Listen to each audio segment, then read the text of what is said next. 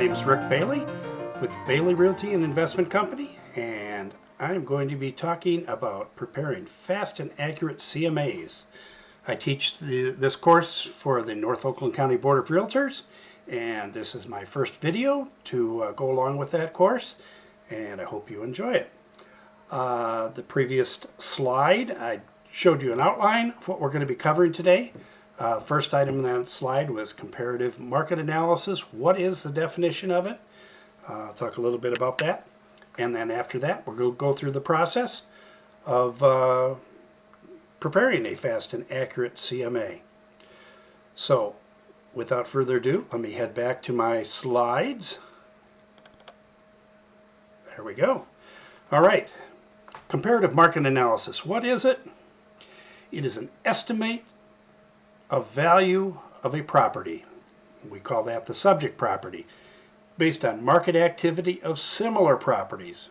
We refer to those as comparables, as adjusted to make them look like the subject property. In other words, we're trying to get an apples to apples comparison. We're trying to make each of the comparables look like our subject property so that we have a bunch of subject properties of previous sales that we can look at. That, in essence, is what it is.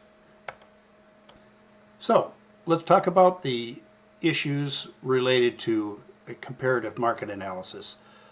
First of all, what are the benefits? And basically, there's two. One for the clients, and well, they're all for the clients. But one is it's a great way to help clients, buyers, and sellers. That's important.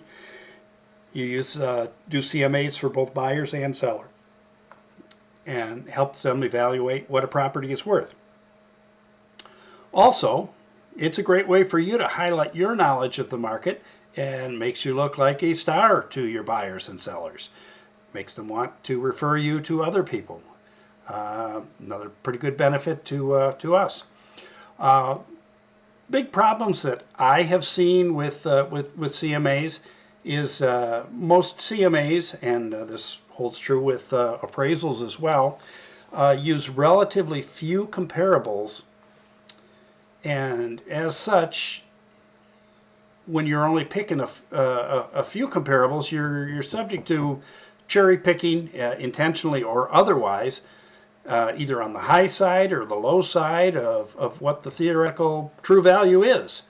If you're only using 3 comparables, and they're the best 3 comparables in the whole subdivision, you're probably going to be up on the high side, or the highest 3 comparables in the subdivision. You're probably going to be estimating too high. Likewise, if they're 3, I'll say bank sales, but not necessarily bank sales, but 3 properties that have not been kept up very well, your estimate of value is probably going to be on the low side. The other problem that I see quite often is that most CMAs and appraisals are prepared by only going back either 3 months, 6 months, maybe a year, and they're only going back that far. The preparer is only going back that far because they view, rightly so, that the market was different in sales prior to whatever their drop dead date is for going back. That is a true statement, but there's ways of dealing with that, and I'm going to show you how to use an appropriate real estate market index to address both problems and make the benefits up above even better than they are now. Before we jump into the process, let me define a couple terms in the title of the video and the course. Fast and accurate. Fast. Punchline here is that once you get practiced at this process, it should take you about 10 minutes to do a good CMA. Now, there's all kinds of additional analysis that you can do, and maybe it would be appropriate to do in some of your properties. But to get the basics done, you should be able to do that in about 10 minutes.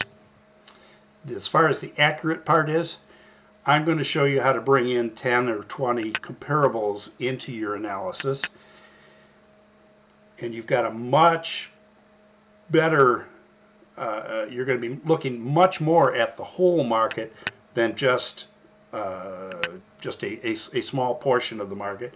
You're going to be reducing the cherry picking potential for error. I'm also going to show you how to, using this market index, adjust the comparable sales based on the date of sale. And by doing that, we're recognizing that the whole market is appreciating or depreciating similarly. And we're going to be bringing up each of these comparable sales up into today's dollars, or as if it was sold at today's market prices. So let's jump into the process. What are we going to do here?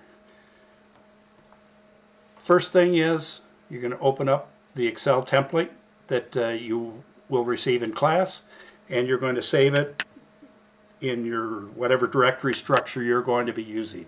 If I'm doing a listing, I will typically save it under my listings folder. I will probably have a year folder underneath that, and then I will save it as the address and then the date. CMA with address and then the date of the CMA. After you've done that, we're going to open up RealComp, RCO3. We're going to export the subject information into the template. We're going to select our criteria for comparables. That's typically going to be in the same subdivision. If you're not in the same subdivision, then you're going to be looking for other things, perhaps if it's a meets and bound description property, you'll be using other meets and bound descriptions in the same section. Perhaps you're going to window that on years built. Perhaps you're going to window that on size of the living area, perhaps on the style, whether it's a ranch, two-story, or whatever. I find that style doesn't come into my analysis very often. It does sometimes.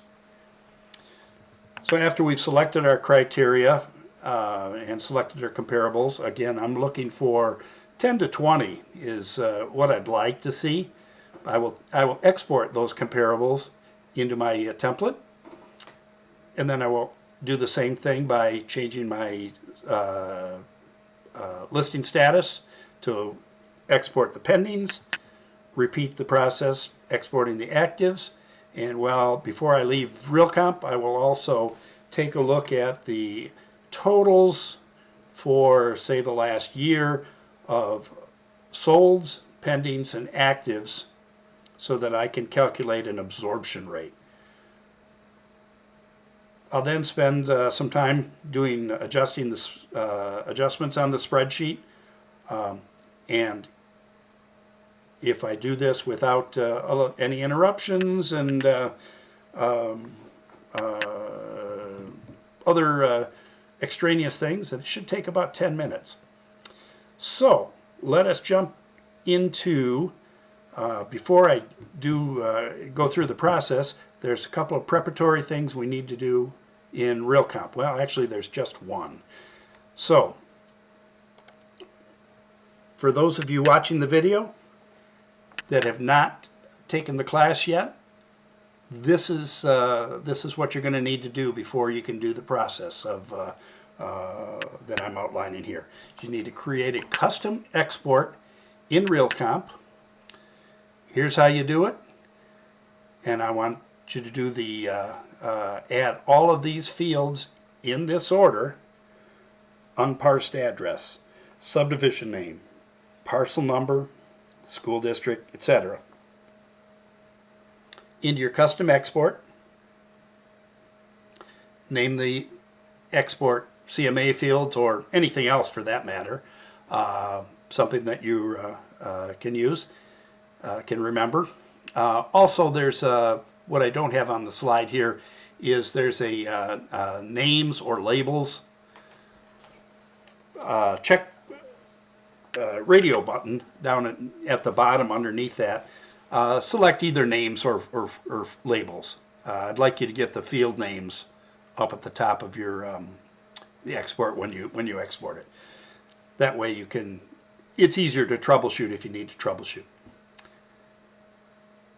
So after you've done that, we're going to jump into the demo of going through the process.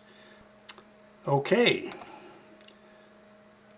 So here is RealComp, and I have got my template opened up here. Let's go back to the just do a quick walkthrough of it. First of all, my subject property line is row 2 in Excel. My comparables, I've got row 4 through 23, so there's room for 20 comparables there. Under that, I've got pendings. I may have to add rows for that, and I've got one row for actives. Again, I may have to add rows for that. But that we'll see how that pans out with our subject property that we pick. In my columns, I've got the address, subdivision, tax ID, school, etc. You will notice that these correspond exactly with the custom export that you set up in RealComp. I've abbreviated the names in the Excel spreadsheet, but this is all the data. So when we export, we're going to be filling those fields. Over to the right, I have got, after the last field that's exported, I've got a column that I've labeled Other. That will be for other adjustments that we will be making. And then I've got a column called Index. This is the Case-Shiller Home Price Index, and it is the index that I'm going to show you how to use to bring an older sale up to today's dollars so that you can make a much better apples to apples comparison between the comparables and your subject property. Right now there's no data in there, so this is showing up as an error. This is the formula that's being used for that, but we'll talk about that shortly. The adjusted dollars are the, let me just go through the formula here. W4, it's the price of this comparable, subtracting the concessions for this comparable, X4, take the result and multiply it by today's index, which I don't know if it's 125 or not, but we'll see what that is, divided by the index at the date of the sale of the comparable, excuse me. So again, basically we're just bringing it up to today's dollars. If properties have gone up 10% since this property was sold, this adjusted dollars will be 10% higher. After that, we've got some other adjustments. I've got the template set up so you can adjust on acreage, number of bedrooms, number of full baths, half baths, garage capacity, square footage of finished basement, square footage of the living area. And then I've got my other adjustment, which corresponds with whatever other things that we identify in the comparable properties that we want to adjust for. The comparable dollars column is just, well, if we look at the formula, AH through AP. So the adjusted price, bringing the comparable up to today's dollars, and then adjusting it to make it look as similar to the subject property as we can. So whatever adjustment we have for acreage, bedrooms, full, half bath, garage capacity, finished basement and square footage and the other things. So that's what the comparable dollars is going to be. The weighting is a way I use to group properties. Typically, if we have a short sale or a bank sale, I'm going to weight that as 0 and drop it down to the bottom of my list. I want to include it in my analysis, but I don't want to have it influence my pricing very much. What else do I want to say on that? That should be about it. Oh, down here at the bottom, I've got row 31 is my absorption rate, 31 and 32 absorption rate calculations. I've got the sales. I'm going to be looking for all the sales in the city, village, or township that the property, subject property resides. And typically I'm going to use 12 months, so I'm going to use a year's worth of sales. I can change this to 6 months or 24 months or whatever, but I change it accordingly over here. I'm going to use the same, then I'm going to look for how many pendings do we have today in the whole city, village, or township. How many actives do we have today? And then taking those numbers, I'm going to calculate the sales, the rate of sales, which would be 298 divided by 12. How about 25 sales? So you're going to take your 25 sales a month, and how many months is it going to take to get rid of my actives? Well, that's going to be 3.5 if I don't consider the pendings. So 25 sales per month times 3.5 will get rid of all 88 of sales on average. Now, if we include the pendings as sold, then it's going to be take less time. So this is kind of my window of bracketing between the 3.2 and 3.5 in the previous case that I had when I saved this template. So now we're just about ready to start our CMA, but I'd like to take about 2 minutes to go over the market index in a little bit more detail. There's a tab down at the bottom, a second tab. First one is the CMA that we've got up on the screen, and the second tab is market index. If we click on that, you will see a column of dates and numbers, and this is the, as I mentioned before, the Case-Shiller home price index for Detroit. I go all the way back to 1991. I strongly recommend you do not try to bring a 1991 sale forward. That's going to have a lot of error in that one. So let's jump over and take a look at the Case-Shiller home price index. And to find it, all I really do is I do a Google search on Case-Shiller Detroit, and you get a couple things. It is the us.spindices.com website. Click on that, and that will bring the Standard & Poor's CoreLogic. They've been bought out by Standard & Poor's first, then CoreLogic, and I don't know who else is going to get them next. But it's the Case-Shiller Detroit Home Price Index. This gives you a graph right here of what the market on average has been doing in the Detroit metropolitan area. Case-Shiller calculates 20 different cities around the country, and for obvious reasons we're going to use the one for Detroit since that's what we where we're located. You're going to have to update this index on your template about once a month. You can register and hit export to download all of the data and convert that over to your market index tab. Or what I do, at least when I'm doing my classes, is I just update it one at a time. So if I go back to my Excel spreadsheet, the market index, I can see I've got real data through December of 2018. All of this is just linear regression data. Explain that in a moment. So I'm going to delete all that, and let's see if we have any data, new data for January or February. So I just put my cursor over the over the graph, and there it shows me that January is 123.26. So 123.26, and there is nothing for February, so we don't need have anything more.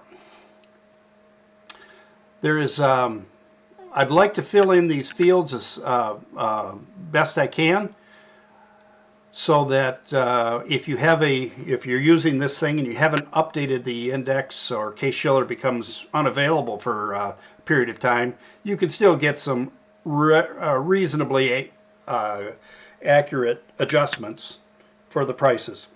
So what I'm going to do is I'm going to take I'm going to extend this series of numbers just the way that they've been going on average. Essentially, this is a linear regression. It's very simple to do. You just I grab at least 2 years worth of data, grab the right corner of the range that you've selected and just drag it down. Excel automatically does a linear regression for you based on that period of time. So now that we've got our data, let's jump back and do a CMA. I'm going to use a property that one of my students in a class in March, I believe it was, wanted to do, and it's 3324 Grove Lane. I don't have to type it in there because I'm going to export it anyways, but now that we know what the address is. First thing you need to do, save as. Now you can see I've already pulled this one up and I've deleted it and going to redo it again. But we're going to do a file save as. So file, save as, and we're going to update this one to 4/24/19. Let's get rid of that. And then we're going to go back over to RealComp. So you'll have signed into your RealComp account and come up with your page. Also, let's take a real quick look at your custom export. For those of you that haven't done it, you go to My RCO, Settings, Custom Exports. There's my CMA fields. Let's take a look at it real quick. There's all the available fields. Here's the fields that are on your list in the order they're listed. Copy them over. Make sure you check the label or the name, either one. And this is a comma separated values. Save it. Done. All right, now let's go look for some information on the property. When I'm doing my exports, if you try to use the speed bar to pull up your comparables or your subject property, for some reason your custom exports don't show up as being available to use for that. So don't use the speed bar when you're doing this. Also, you could use a quick, but I think there's issues with that. I tend to use the detail one. I'm not tend to, that I do that all the time. So go to residential detail, and then that's where I do all my searching from. So I'm going to start by finding the subject property, and it's 3324 in the street number. Grove, G-R-O-V, and I've only got 4 down here at the bottom that are matching, so I'm going to guess that it's one of them. And I've got, there's 2 groves, one in Frenchtown Township, the other one in Auburn Hills. Must be the active one that we did. Let's see how the pricing is on this one. So I'm going to pull that one up. I'm going to save this view. I'm going to do a print and a print preview. What that does is it puts it up in a tab that I can come back to without having to do research for the same listing. That way I can scroll down and I can see which subdivision or anything else. So let's go back to here, go back to results. Now I'm going to select this one, and I'm just going to select one. And once you select something, you notice that the export tool opens up down here, or gets highlighted so that you can select it. I'm going to export this listing using my CMA fields. Quite often we're going to have to select from the drop down because it's not going to come up by default. It did in this case. I'm going to hit the export button again, and in my version of Excel and my version of Windows, and I think those are the determining factors, it's going to give me a dialog down here. Do I want to open it or save it? I'm just going to open it. And you can see I have my Excel application is highlighting, so I'm going to go down there, look at the second one, which is my CMA fields. Another aside, your CMA fields, however you name your custom export, when you save it on your computer, if you're on a Windows machine, it's going to save it as CMA fields parentheses 1 or parentheses 10 or however many it is.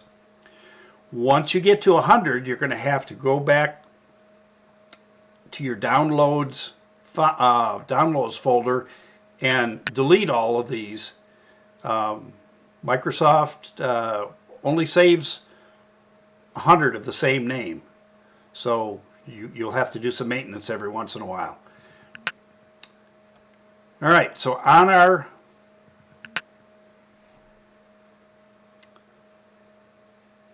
export of our subject property, I'm going to go down to the first data field, which in this case is row 2, because I've got the labels in row 1. Go to row 2, column A, and then I'm going to go select all the way to the end of my data, which I'm going to hit Control Shift End, and that's going to select all the data. Now I'm going to hit Control C to copy it. Go down and I'm going to open up my CMA spreadsheet, move my cursor to the first data field for my subject property. In this case it's B2, and Control V to paste, and it dumps everything in. First time you do this, just take a quick scan through each of these fields, make sure that things line up where they're supposed to line up. Especially make sure the last one is right, which in this case square footage is 1357. I'm going to assume that the 1357 is right. All right, that's the end of the subject property. Now let's go get our, excuse me, there we go. Let's go back and get our comparables. So since we got this, I want to go back. It says Auburn Grove Condo. So we're going to be looking for comparables. I'm going to stick within the condo. So I'm going to click criteria, get back to our search criteria, get rid of that, street name, get rid of street number, and I'm going to look for solds. I'm going to look for sales only. I'm going to look for, specify my city, village, township. That's Oakland County, OAK. And I'm going to go back here because I don't remember. This is in Auburn Hills. So Auburn Hills, scroll down to Auburn Hills. And this was Auburn Grove condo. Sometimes you'll be dealing with a property that's in a multi-phase development. So you might have Autumn Grove number 1, number 2, number 3. If they are all essentially the same type, same valuations, I would use all of them. So what I might do is, if it was Autumn Grove 1, 2, and 3, I might do an asterisk after that. That's a wild card selecting all of the Autumn Grove whatever's after that. And that'll work in this case as well. So if we look down here in our matches, we only have 2. That's not enough. And we've gone back 1 year. So I'm going to go back. I'm going to go back about 6 years because I can see we only have a couple of these. That's about 2,200 days. 50, that's way too far. So let's try 3 years. 1,100 days. 21 is more than what I've got. So let's go with 1,000 days. 18, that's fine. All right. Hit results. And then I've got my comparables, list of comparables. Take a quick look here, see if anything looks funny. The only thing I see funny is I've got one in all caps, and the reason that's funny is probably because this is a duplicate of, this is a non-RealComp listing that's been exported in. So I'm going to guess this is going to show up in RealComp, and it doesn't look like it, so I'm going to leave it right alone. I'm going to export it. So I'm going to select all of these, all 18 of them. They're all checked over here. Hit the export button. Hit my drop down to get my CMA fields. Hit the export button again. Go down to my dialog here. Open it. And wait for it to show up down here. And there it is. And I'm going to have my third tab. This is the subject property. Here are my comparables. So I'm going to open that. Go down to A2, which is the first data element of my comparables. Hit Control, Shift, End. That'll take me to the end of the data. Control C. Go back to my CMA spreadsheet. I'm on the first data element of my comparables, B4. And I'm going to hit Control V to drop those in. Again, just a quick scan to make sure everything lines up. You don't see anything funny. So we should be good here. Let's go back to RealComp. We're now going to look for pendings. So go back to the criteria page. No longer are we looking for solds, but we're looking for pendings. I also look for contingents, continue to show. Conditional, continue to show. As far as I'm concerned, that's a pending. I've got 3 matches here. All right, I know that I only have room for 1 or 2 pendings, so I'm going to go to the spreadsheet and make room for 2 more before I pull them up. Okay, so let's go to results. Select them all. Hit export. Hit the drop down and get the CMA fields export. Hit the export. Open the export. And there it is. Go down to the first data element, Control Shift N to get all of the data. Hover over the Excel application and open up the CMA spreadsheet. Go to the first data element, a data field for pendings. Control V to paste it in. I'm going to go back to RealComp. Back to results, criteria, and I'm going to look for actives now. I know that the subject property is the active one, so that's the one showing up down here. we can see that here's 3324. So I'm not going to pull that in again because that's the subject property. We already know that.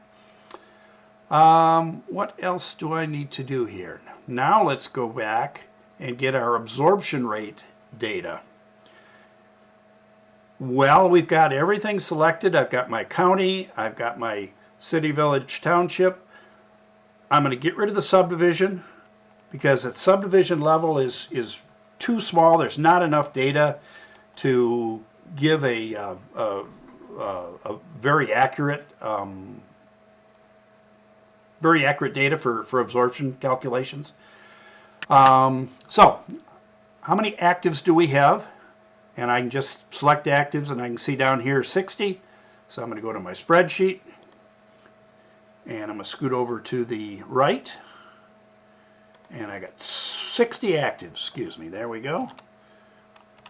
Pendings. Back to RealComp. Again, I'm going to look for contingent, continue to show, and I've got 48. So let's change that to 48. And I'm going to do 12 months. And let's look for sales. So how many solds? And this time I want to make sure that it's only 1 year, 365 days. And I've got 294. So 294. Okay, so this didn't change very much from what we had in the main part of the video. So somewhere between 3.2 and 3.7 months of supply is on the market right now. Now, there were no other actives, so I'm going to put none. Also, when I'm going to do this, I like to describe at the bottom of my comparables what my criteria was. It's Oakland, Auburn Hills, and I think this was Auburn Grove subdivision. And I went back 3 years, or 1,000 days. And I think that was the only criteria that I had on there. I left a blank there because I'm going to delete this this row here. I had an extra row here. We didn't use it. All right. Now that we've got all the data from RealComp, let's go and start cleaning up our spreadsheet. Since this is such a wide spreadsheet, whole bunch of columns for our data, when you present it to your client, I like to get rid of as much data as I can that doesn't make any difference. Everything's in Auburn Grove. Let's hide it. We're going to hide the column, not delete it. And I did that by selecting the column name here, C, right-clicking on it, hide. Now you can do multiple. For example, tax ID and school. Schools are all the same. So drag it over, left-click, drag over, and then right-click and hide. One story, you've got some stuff here. You've got one of these condos that's on a pond or says it is. I suspect that if one's on a pond and they're all on the pond, they all have access to the pond, I'm going to make the executive decision that there's not much value added by that pond that's not added to the rest of them. So I'm going to hide this one. So select that. It's waterfront name, water frontage. I'm going to right-click that to give me my hide and hide everything. Year built, year remodeled, I want to leave that. Basement type, I'm going to leave that. Everything is paved and private since it's a condo. There are no outbuildings and nobody's got a pool. So I'm going to hide all those. Cumulative days on market. You got one of them. This is the one from a non-RealComp MLS. So that one doesn't have the cumulative days on market. At least doesn't bring it over to RealComp. My list price, my original list price, ownership. Everything's private everything is a no short sale, which is nice because now I can hide these columns. If something was a bank or a Fannie Mae or other type of a sale, I'm gonna note it here. If it's a short sale, I'm just gonna put short in whichever under the ownership, and then I'm gonna hide. Then I can still hide the short column. So I'm gonna hide that. I'm gonna leave public remarks available for right now. My sold column, the only thing I like to do for that is, since you can't read it, I like to format it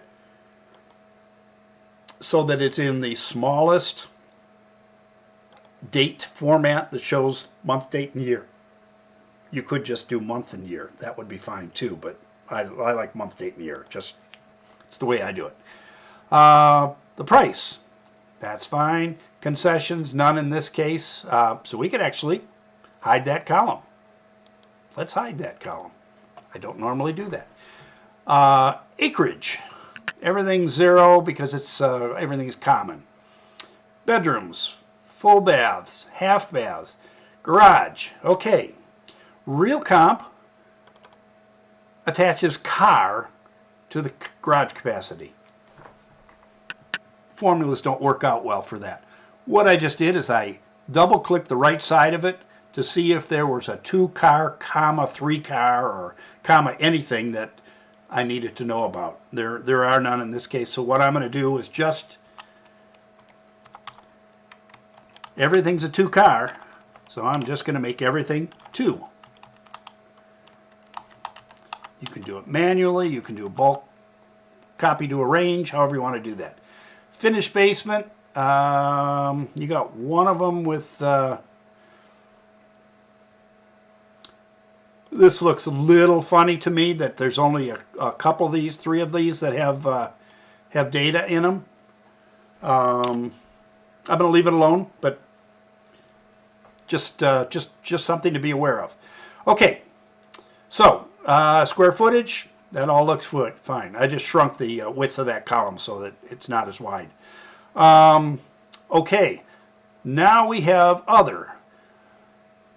The only other thing that I would look at here for this column, let's see, we got daylight unfinished for basement type, private unfinished, there's a walkout. There's a walkout. In my mind, a walkout basement is worth a fair amount more than a daylight.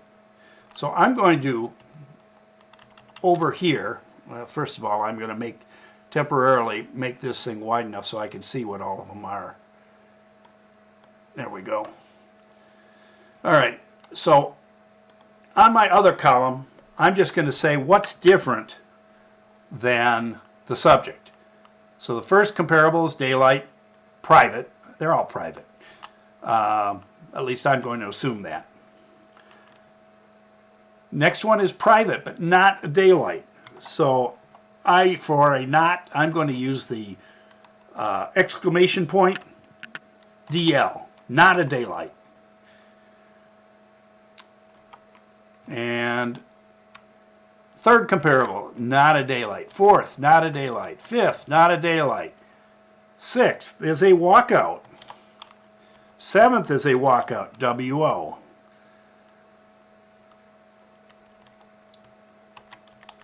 The next one is also a walkout. Next one's walkout. Finished interior access only and something else. Walkout access. Unfinished, that would be not a daylight. Walkout, walkout, walkout. Unfinished, not a daylight. Daylight, daylight, so those are the same. And this foreign MLS, foreign listing is unknown. So let's take a look at the description real quick.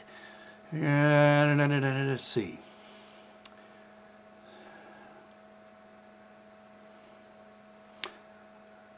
I don't see anything about that, so I'm gonna leave that one. I'm not gonna make any adjustments on that because I don't know what to do.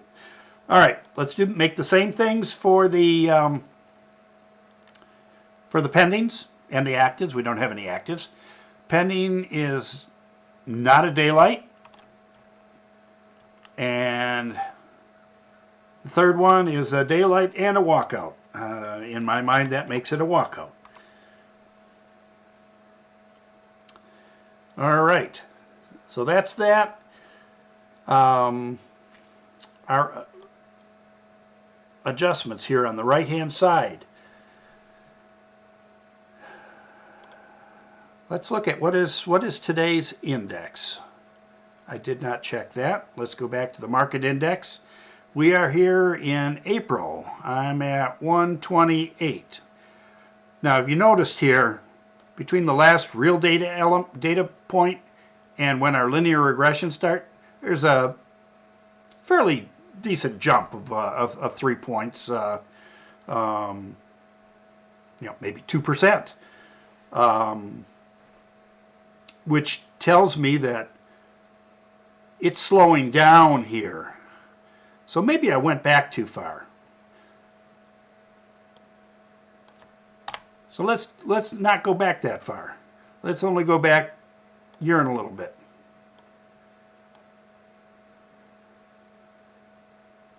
Doesn't change too much, which means that most of this slowdown is in the recent past, not a year ago. But we've still dropped the regression down a little bit, so we'll run with that. So April is 127.6. Oops, there we go. I wanted to go to the CMA tab, and let's say 127.6. All right, now this formula here is using a vertical lookup using V4, which is the sold date for the first comparable. Get that again. Sold date for the first comparable, excuse me. And we're going to go to the Market Index tab of this spreadsheet and look at ranges A2 through B349, which is that whole range of date and market indices. And we're going to select column 2. So let me look back here. So we're going to go 12/8 of 2016. So here's 12 of 2016 where the index is 109.65. Let's see if that formula brings out 109.65. Rounded to the nearest one, it's exactly what it does. So I knew that, and I bet you knew that too. So anyways, that's how the index, that formula works and pulls up the index from this tab. So now the adjustment here is to take the sale price, less any concessions, which there are none, we hid the column, times the current index, 127.6, divided by the index at the time of the sale, 109.7. And that comes out with an adjusted dollars of 256, which is a decent estimate of what that would have sold for today if it sold. All right, what the other adjustments, we're not making any acreage adjustments, but let's look at this first formula because the rest of them are all the same. Taking the subject property acreage, Y2, we're going to subtract the comparable property acreage, Y4, multiplied by the unit value for additional acreage. I'm using at $5,000. It doesn't matter what I'm using in this case because there are no adjustments. That's the formula. If you screw up any of your formulas, you can take that formula, Control C, select the whole range there, Control V and paste it. It's the same formula everywhere. because I'm using the absolute and the relative addressing in the formula itself. I'm not going to get into that any more than that. You guys can YouTube that, do an Excel tutorial on absolute addressing and relative addressing. So the comparable dollars is going to be the sum of the adjusted price plus all the adjustments. Now we have not done an adjustment yet for these other items that we added. So our subject property is a daylight. This one is not. So these are not daylights. So I'm going to have to add something to make it look like it's a daylight basement. Now a daylight isn't that much, so I would probably I'm gonna take an estimate of $5,000, positive $5,000, and everywhere where I've got the no daylight, I'm going to make that adjustment. And before we do that, let me copy my formula from the actives, which is the same as the pendings. The only difference is, instead of taking the bringing the sale price up to date for the pendings and actives, we don't have a sale price. We have a listed price. So take the most recent, the current list price, and I can get rid of those.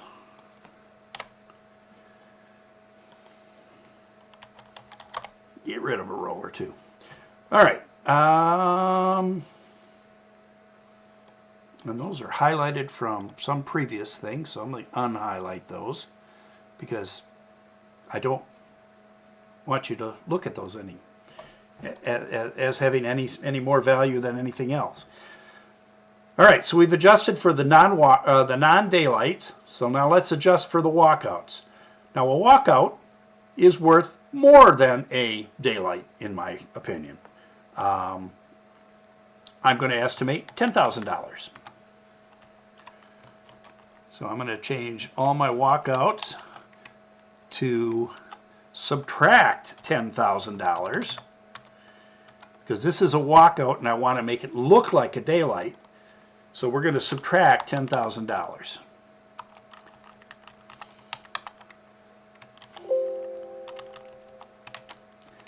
Just Control C, selecting my destination range, and Control V. Oh, I forgot to do the daylight down here, the no daylight. All right.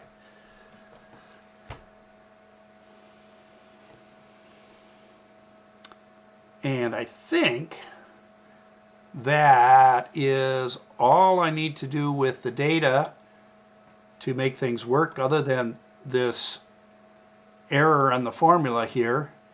This error is because I deleted that one row. So this is the most complicated formula on the whole spreadsheet, and I'm almost ready to just delete this whole row and not have a weighted average. I rarely refer to it, but if you have it, what you have to do is, after you've deleted a row, you have to delete all references to that that row. So I deleted that and then just hit enter, and now it'll give you the weighted average. Weighted average is basically just the comparable dollars of the first comp, AR4, times the weight of the first comp, AQ4. Add that to the comparable dollars times the weight of the second comp. Add that to the third weight, the comparable dollars and weight of the fourth comp, all the way through, and divide by the total sum of the weights. That's your weighted average. And after we fix that, I'm going to sort my data for my comparables. Since I'm already over here on the right, I take my weight of the last comparable, left click, drag your mouse over to the first address of your comparables. So you're selecting the whole range. And then you can go up to Data, Sort. And with any luck, you're picking the same range that I've got it set up for, and it defaults to sorting on the weight, column AR, and then by the comparable dollars, column AQ. And I do it largest to smallest. Let's get rid of that again. I'm just left clicking on the, when I've got that arrow up and down, you can shrink that or expand it as you need to. And then you can also sort these pendings, but since we really don't know what the price was, I'm just not going to do it. So the adjusted dollars, comparable dollars, range from 198 to 341. Both of these guys look like outliers. The 198 is 15 grand below the next lowest, and the 341 is 30 grand plus above the next highest. So I'm typically going to throw those away. But the question that you need to ask is your subject property, and this is when you're talking to making a listing presentation, you get your homeowners to be part of this discussion. How does this subject property stack up condition and quality wise relative to all these comparables? It's a lot harder for the homeowner to say, well, ours is absolutely the best. Some of them still will, but then you've got to use your eyes and say, well, I respectfully take issue with that. So if the subject property is near the top of the pile, then its price is going to be somewhere in the top of the pile. If it's kind of dumpy and you think it's down at the bottom of the pile, then that's probably where it's at. And likewise, middle of the road. So let's say we've got a middle of the road property here. It's just average in condition, quality, nothing fancy. Then this is going to be my initial stab at what the property is worth. And when I say what the property is worth, I mean by that what my estimate would be that you could sell it for today after all your negotiations. This isn't what you're going to list it for or what your buyer's going to offer, but this would be my estimate of what it is worth today, what the sale price is likely to be. Now let's shrink this back up and jump into our remarks. Before I make that judgment, I strongly recommend that you at least look at the remarks of each of these. Now you're looking at the subject property probably in person, so you don't need to really be concerned about these remarks necessarily, although there might be something in there that is not going to be apparent to you. But I'd go through these and take a look and see if there's anything else in the remarks that jumps out as a significant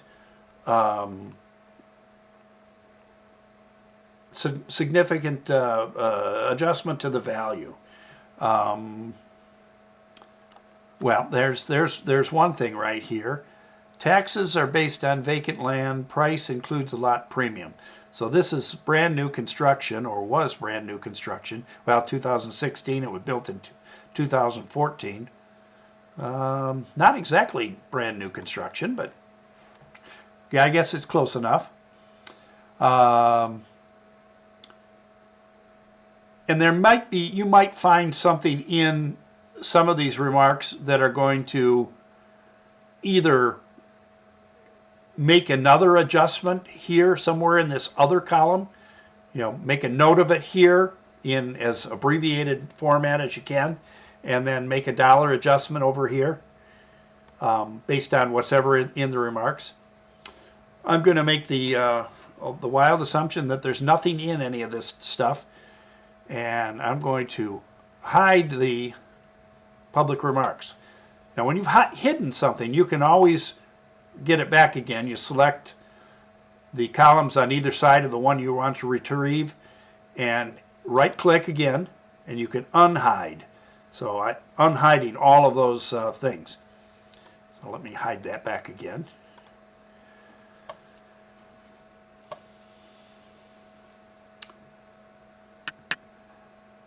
So again, assuming that this is a middle of the road type of condition and quality, I'm going to make the assumption here that you're going to sell that thing for somewhere between $260 and $285, perhaps.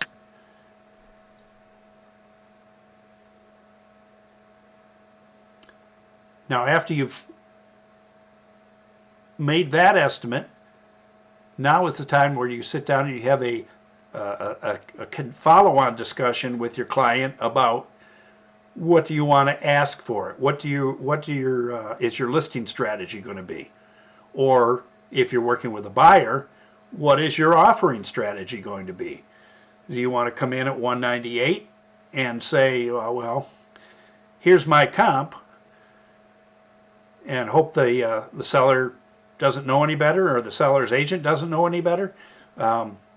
Whatever strategy works for you and your client. So the last thing I want to show you real quick is printing this thing. So I'm going to go to page layout and print titles. And if we go to the header to footer tab in here, now I've got this set up for me, and you're going to hit custom header, and you can change all this information, put your name, your brokerage, and comparative market analysis for, and this is 3324 Grove Lane. And that's that. And then you can hit your print preview. When you print this, it's tiny enough as is. Print it on a legal. Get as much width as you can so that you can make it readable. This is not the most beautiful CMA you will ever see. I would argue, though, it is probably the most useful, because you've got all of your data, all your comparables, all on one page. If you're having a discussion and you need a somebody's talking about a particular property, a particular data point, it's more likely than not going to be right here where you can refer to it. Now you notice down at the bottom I've also got some disclosures and conclusions. This is where if you have seen this property before and you're ready to conclude before you go in and type it up, then go ahead and put your conclusions here. Typically I'm making my presentation at a listing appointment or during a showing. I've not seen it before. I'm not ready to make any conclusions in writing prior to me seeing the property. So the other thing that I want to point out is I have got the statutory language on here that this is a market analysis, not an appraisal, and was prepared by a licensed real estate broker or associate broker, not a licensed appraiser. You can change this to a licensed real estate agent. You don't need this if you're not going to charge for it. If you're going to charge for it, you have to be a broker and you have to put all this on. So that's the end of the that CMA, and I'm going to leave it there for now and end this video. If you have questions, I would encourage you to first of all, sign up and take the class. And secondly, I would be very happy to entertain emails. Rick, R-I-C-K, at weknowyourmarket.com. And I think that's it. So thank you very much for watching the video. I'm going to do some more of these. Bye-bye.